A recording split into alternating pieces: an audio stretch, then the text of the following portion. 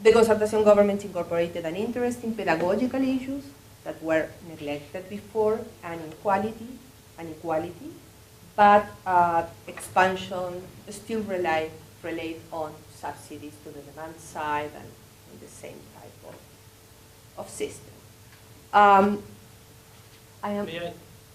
If I may add a couple of elements of the picture about the voucher systems. First of all, it allows for profit schools, absolutely, which is an important element on the evolution. Second of all, it accepts co-payments from the parents. So basically, on top of the voucher, parents can put additional money, and that tends to reproduce, social inequality in the school system. And finally, they can actually discriminate students when they apply.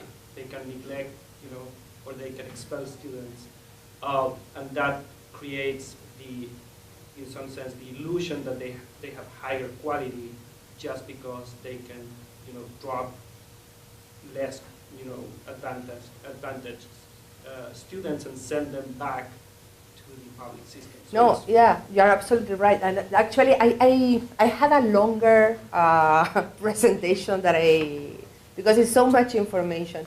And one of the things about the Lagos administration, for example, is that one of the mini reforms that went on forbade this educational establishment from forbidding the entrance of pregnant students, for example, which was a systematic policy, not to allow pregnant students or to expel pregnant students from educational centers. So you're absolutely right.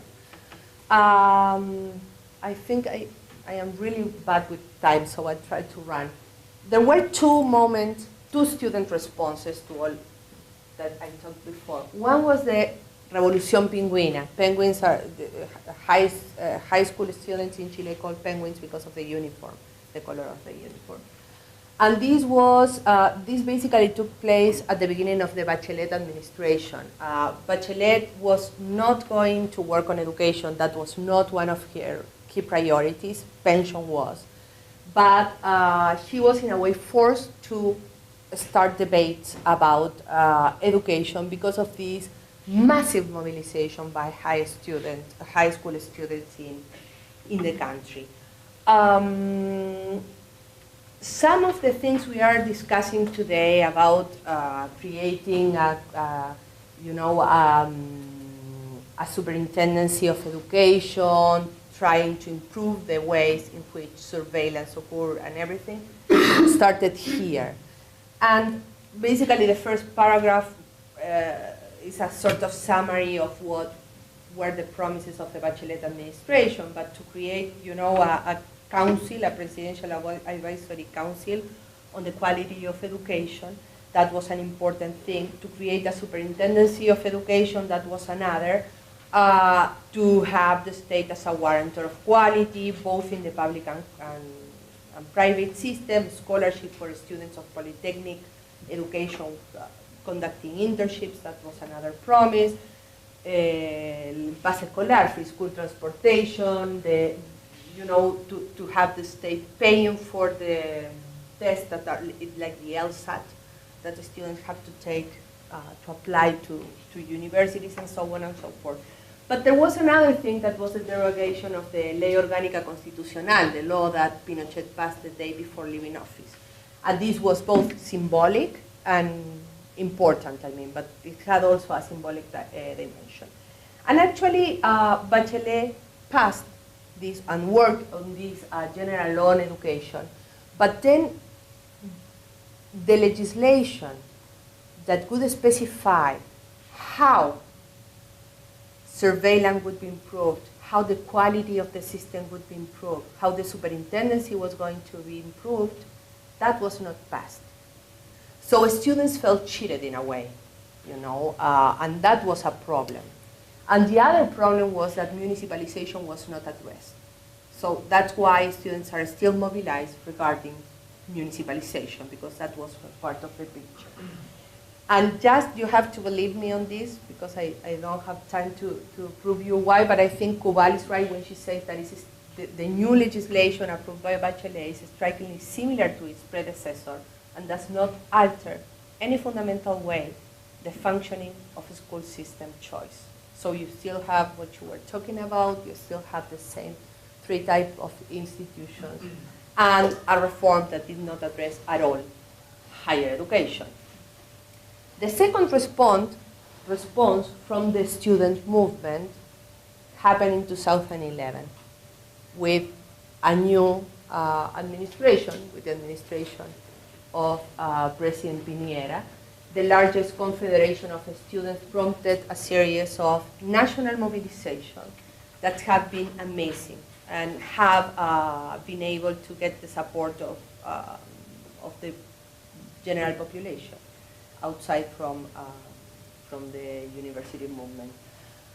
Their demands, their specific demands have been changing over time. If you are interested in that, you can get to a website called Reforma Educacional where you have a list of all the demands that the students have.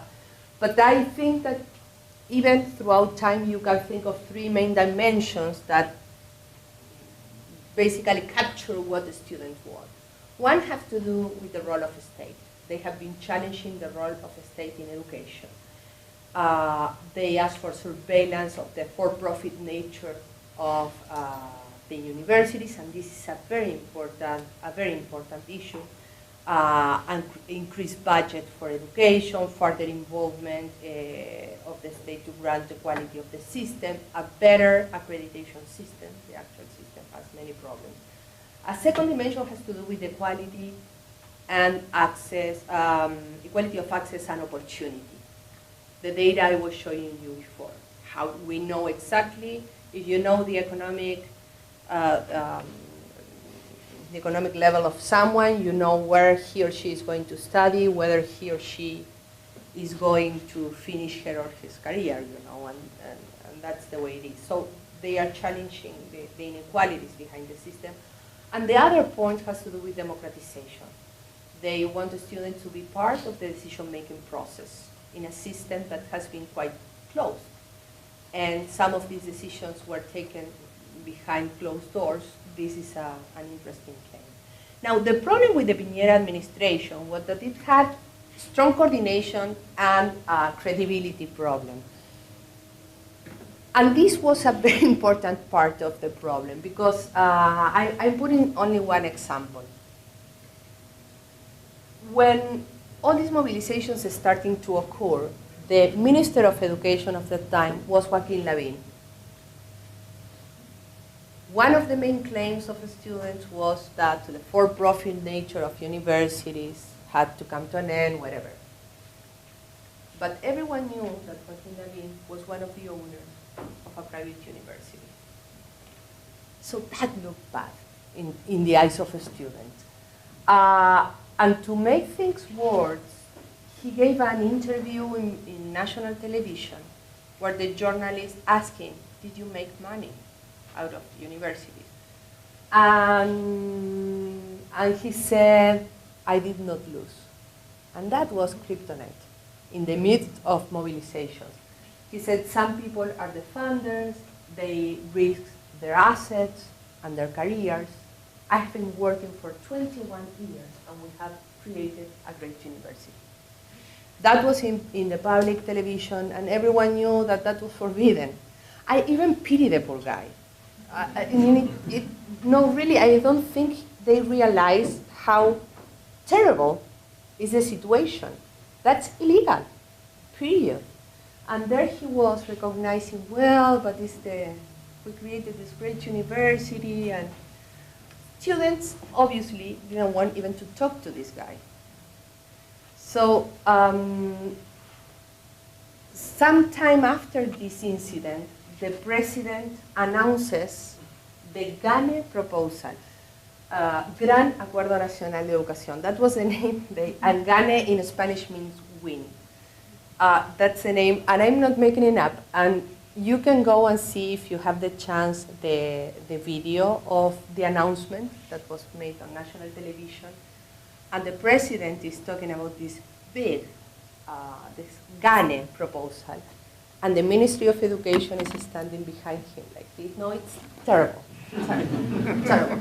And students saying, we don't want to talk to the minister. So that was political kryptonite, and I think the government knew it just after, a few hours after.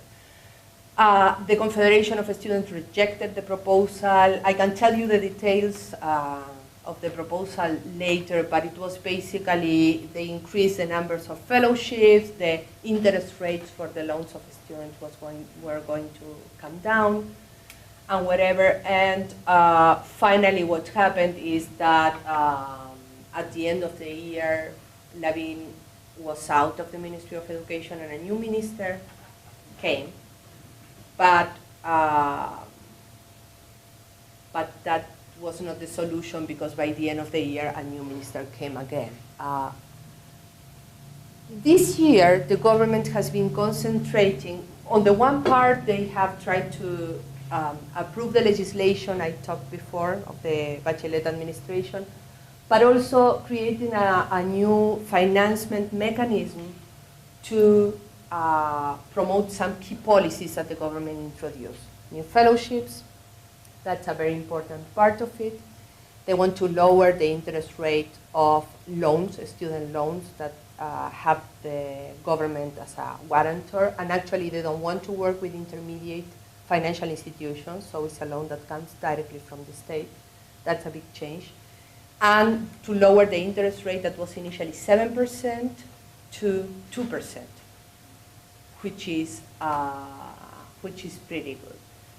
And that's going on right now. The budget is being discussed as we speak. So let's see how it goes. And then here is what the government, this is from the web page of the government itself. The new student finance system will be provided by the state with a fixed interest rate of 2% per annum. 90% of students will be eligible for finance, while students from the richest 10% families will be excluded.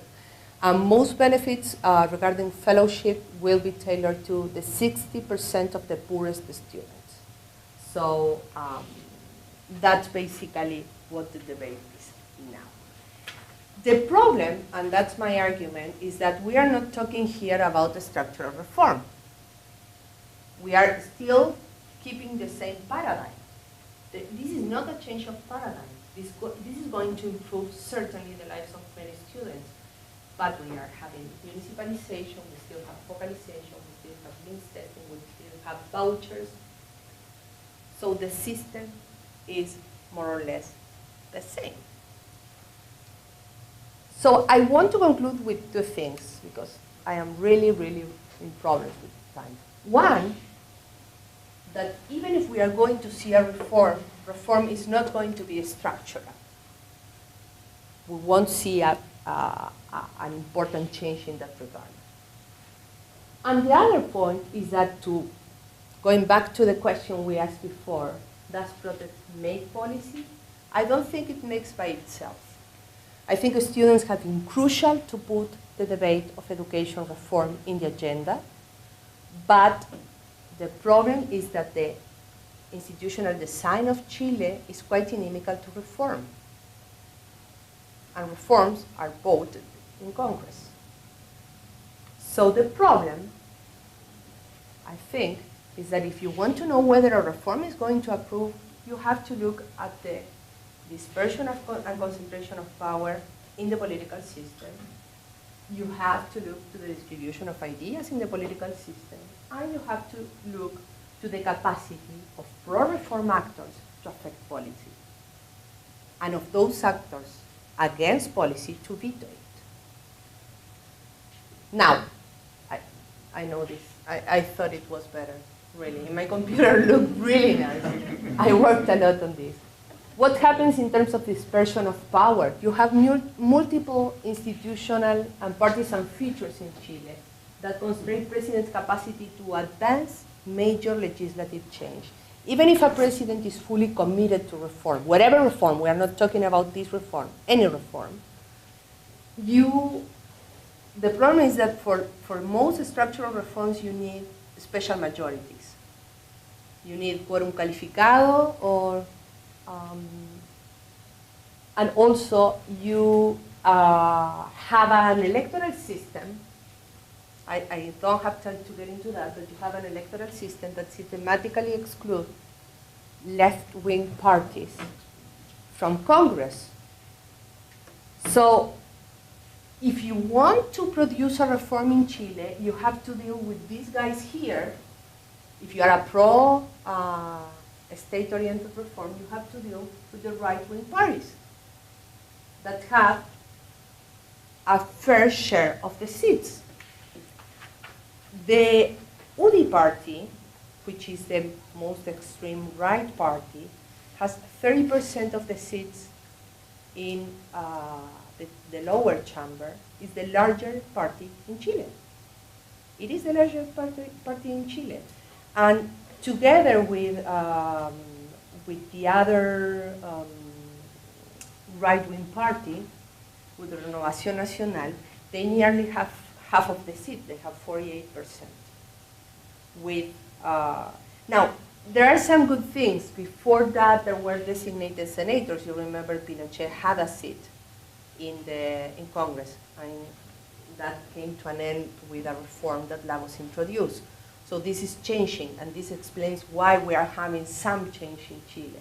But you still need the approval of the opposition for any major reform. So I don't see how any radical reform can occur in the country. The second thing, well, has to do with the strength of non-state actors, and institutionally, non-state actors are quite weak. Compared to other countries I have studied a lot, Uruguay. In Uruguay you have that societal organizations have been mobilized around different issues, but the key difference with Chile is that in Uruguay you have direct democracy devices. So if a student association, unions, you name it, don't like things, they can go and gather signatures. So they are key veto players, and they can stop legislative initiatives. In Chile, institutionally, these different organizations are not that strong. But the other aspect I think is crucial has to do with the distribution of ideas within the political system in Chile. I was showing you the other slide with the seats in Congress. This is placement of major political parties in Chile, okay? And this is done by Universidad de Salamanca. They interview systematically legislators throughout Latin America, and they ask them to rank, taking into consideration that 10 is extreme right and 1 is extreme left, to place political parties. This is Chile today. First, you don't see any ideological shifts.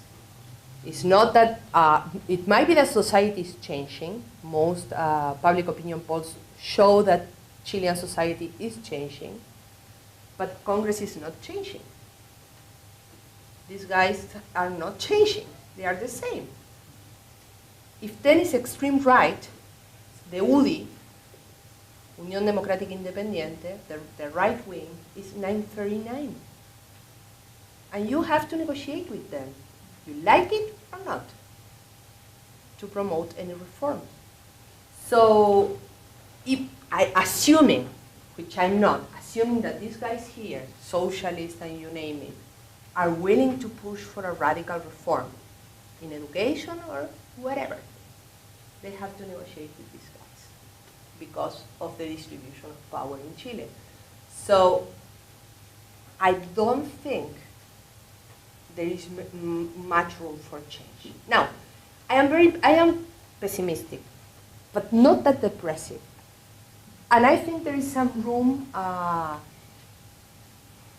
for optimism if the students and other organizations in Chile start to push for reforms, not only in specific policy areas, but related to the decision-making process and to this.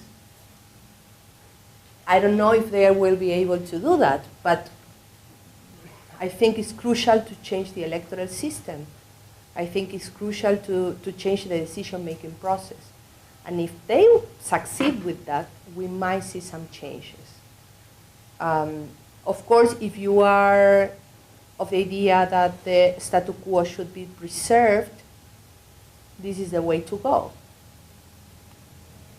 I don't know if this is going to last forever, you know, and if citizens are going to be patient regarding this. We are starting to see mobilization in other areas.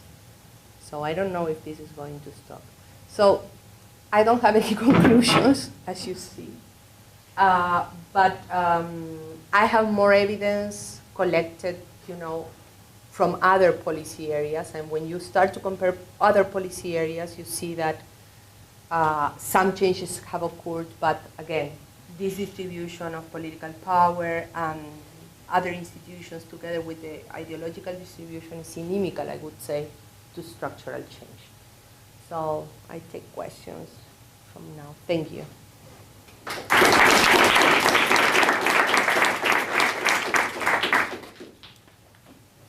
A quick, but maybe not easy question, but three factors here explaining the lack of reform. So you said that non-state actors in Chile are traditionally institutionally weak. Do you mean that as institutions, social organizations are institutionally weak, or that their interaction with the state is somehow institutionally not possible, or that is where the weakness? I think I refer mostly to the first thing, that institutionally, I mean, they don't have institutional devices to allow them to affect policy change. But also, and that I'm going to talk about in the second activity, we have a little bit about that, because I am also quite confused, and I shouldn't be saying that, but the truth is that I'm a little bit confused about that, because what happened in Chile up to now is that we didn't have much societal mobilization in social policy. I'm not claiming this happens in every policy, like in education, in healthcare, in pension. In pension, I mean, Chileans don't even imagine that you can have massive mobilizations. When you ask, for example, policymakers, they look at you like you're asking a stupid question, because they don't picture even a country in which the pensioners can stop the streets. It happens in many other countries, in Europe and in Latin America. So I always thought about policies coming top-down and society without capacity of vetoing decisions that were taken elsewhere. And I also thought about very strong actors associated to the business sector or coming to the business sector. So you have very weak students' organizations and unions and whatever, but businessmen were very strong. And they had other sources of strength. I thought about money. That's a resource that you can use to, for example, finance campaigns and stuff like that, and to buy media or to get your message out there. You have access. I mean, these business associations had access to the decision makers. So, I mean, if you want something changed, you call a legislator, the secretary will say, well, I don't know, but if the president of the business association calls, they will have a meeting the next day. So, I think I'm really thinking about the two, but I was thinking that these other resources, cognitive resources, economic resources, and whatever, were mostly related to the business sector and not to the other actors. So, I don't know. And that's the part I would like to work, and I would love to have some feedback to see how I can go with both at the same time in the same model. Do you have any, the creation of the new quality assurance mechanisms, the new surveillance mechanisms, are there any kind of definitive results about relative patterns of success in the private or public sector, and why? Yes and no. I mean, the new legislation is really being approved now, and the budget associated is, I mean, regarding the superintendency of education and all of that will be approved You know, the money needed for that is going to be approved now. So we don't have, in that regard, we don't have anything yet. But I think where you can get information regarding that is through OECD. Because Chile there is this report called Education at a Glance that gathers an amazing amount of information. And amazing, you have tons of information. So if you are interested into that, I would recommend to read this report. And I don't do pedagogical issues, I'm mostly interested in the politics of reform. But that would be a good starting point. Education at a glance, obviously.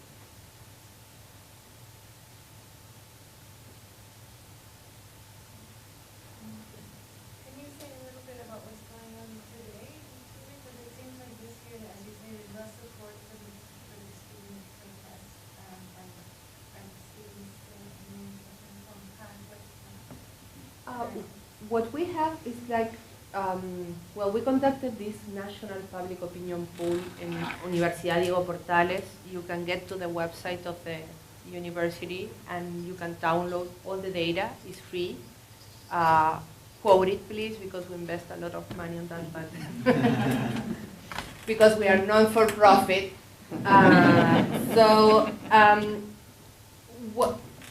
What we got from this last Encuesta Nacional UDP is that education last year, for the first time, was the main problem according to Chileans. And it was 30-something% of Chileans thought that education was the worst and had to be addressed. And this never happened before, so students had an impact on that. But this year, in some sense, the illusion that they have higher quality just because they can, drop less, advantaged students and send them back to the public system. So no, yeah, you're absolutely right. And actually, I had a longer presentation because it's so much information. And one of the things about the Lagos administration, for example, is that one of the mini reforms that went on, the Concertación government incorporated an interest in pedagogical issues that were neglected before, and inequality, but expansion still relied on subsidies to the demand side and the same type of system. If I may add a couple of elements on the picture about the voucher systems. First of all, forbade this educational establishment from forbidding the entrance of pregnant students, for example, which was a systematic policy, not to allow pregnant students or to expel pregnant students from the educational center. So you're absolutely right. I think I am really bad with time, so I try to run. There were two student responses to all that I talked before. One was the Revolución Pingüina. Penguins are high school students in Chile called penguins because of the uniform, the color of the uniform. And this basically took place at the beginning of the Bachelet administration. Bachelet was not going to work on education. That was not one of her key priorities. Pension was. But she was in a way forced to start debates about education because of these. It allows for profit schools. Yeah, absolutely. Which is an important element in the evolution. Second of all, it accepts co-payments from the parents. Yeah. So basically, on top of the voucher, parents can put additional money, and that tends to reproduce, social inequality in the school system. And finally, they can actually discriminate students when they apply. They can neglect, or they can expel students, and that creates